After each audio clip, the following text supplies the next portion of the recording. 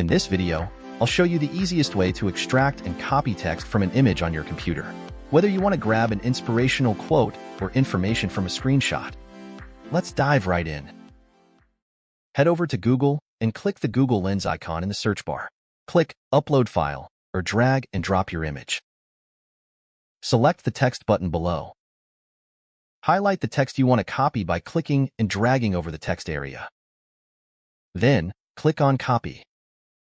If you need the text in another language, you can use the translation function. The text has now been copied to your clipboard. You can paste the text into any document, email, or text field using the paste function.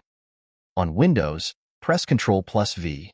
On a Mac, press Command+V to paste the text. Alternatively, right-click your mouse and select Paste. And that's it.